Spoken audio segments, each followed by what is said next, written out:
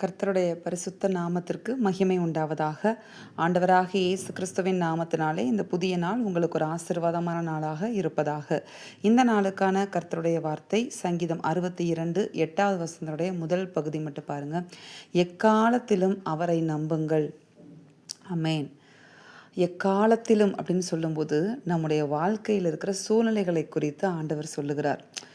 பிரசங்கியில் நீங்கள் பார்த்தீங்கன்னா 3வது அதிகாரத்தில் பல காலங்கள் கொடுக்கப்பட்டிருக்கும். அழ ஒரு காலம் உண்டு, நகைக்க ஒரு காலம் உண்டு, விதைக்க ஒரு காலம் உண்டு, அறுக்க ஒரு காலம் உண்டுன்னு சொல்லி நிறைய காலங்களை பற்றி கர்த்தர் சொல்லி இருப்பார்.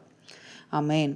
அப்போ எக்காலத்திலும் அவரை நம்புங்கள் அப்படின்னு சொல்கிறாருன்னா, எல்லா சூழ்நிலைகளிலும் நம்முடைய வாழ்க்கையில் சூழ்நிலை ஒரே மாதிரி இருக்காது. சூழ்நிலைகள் மாறிக்கொண்டே இருக்கலாம். ஆனால் சூழ்நிலைகளுக்கு அப்பாற்பட்ட தேவன், எப்பொழுதும் மாறாமல் நம்ம கூடவே இருக்கிற தேவன், எக்காலத்திலும் மாறாமல் இருக்கிற தேவன் நம்மோடு கூடவே இருக்கிறார்.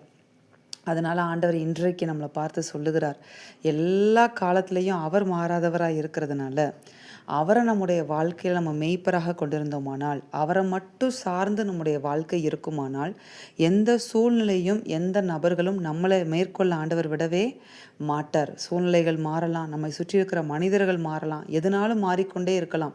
அதான் அந்த காலங்களும் சூழ்நிலைகளும் மாறிக்கொண்டே இருக்கலாம். ஆனால் மாறாத தேவன் உங்களோடையும் என்னோட இருக்கிறதுனால அவர் எந்த சூழ்நிலையிலையும் நம்மளை கைவிடவும் மாட்டார், வெட்கப்பட்டு போகவும் விட மாட்டார். அவர் அந்த சூழ்நிலையிலையும் அவர் மாறாதவராக இருந்து நம்ம கூடவே இருந்து நம்மளை தாழ்ச்சி அடையாமல் நடத்துவார். பாருங்களேன், சங்கீதம் 23:1 சொல்லுகிறது, கர்த்தர் என் மெய்ப்பராய் இருக்கிறார், நான் தாழ்ச்சி அடையேன் அப்படின்னு சொல்லப்பட்டிருக்கிறது. அப்போ கர்த்தர் நம்முடைய வாழ்க்கையில் நம்மை நடத்துகிறவராக, நம்முடைய மெய்ப்பராக எப்பொழுதும் இருப்பாரானால், எல்லா சூழ்நிலை எந்த சூழ்நிலை வந்தாலும் கர்த்தர் நம்மளை என்ன செய்ய விட மாட்டார், கைவிட மாட்டார், வெட்கப்பட்டு போகவே விட மாட்டார். அவர் மாறாதவராகவே நம்ம கூட இருந்து நம்மை என்ன செய்வார்னா தாழ்ச்சி அடையாமல் நடத்துகிற தேவனாய் இருக்கிறார். அதனால தான் பவுல் சொல்லுகிறார், எனக்கு வாழ்ந்திருக்கவும் தெரியும், தாழ்ந்திருக்கவும் தெரியும், எந்த சூழ்நிலையும் மனரம்யமாக இருக்க கற்றுக்கொண்டேன். இப்போ மாறிக்கொண்டே இருக்கிற சூழ்நிலைகளில் கர்த்தர் நம்முடைய மனரம்யத்தை தான் ரொம்ப எதிர்பார்க்கிறார். மனரம்யம் எப்போ வரும்? கர்த்தரை சார்ந்த ஒரு வாழ்க்கை நம்ம எல்லா சூழ்நிலைகளையும் வாழும் பொழுது மட்டும்தான் நம்முடைய மனநிலை நமக்குள்ளே காக்கப்படும். அதாவது அந்த சூழ்நிலைகள் நம்மை மேற்கொள்ளாமல் நம்முடைய மனநிலையை கர்த்தருக்குள்ளே பாதுகாத்து கொள்வார்.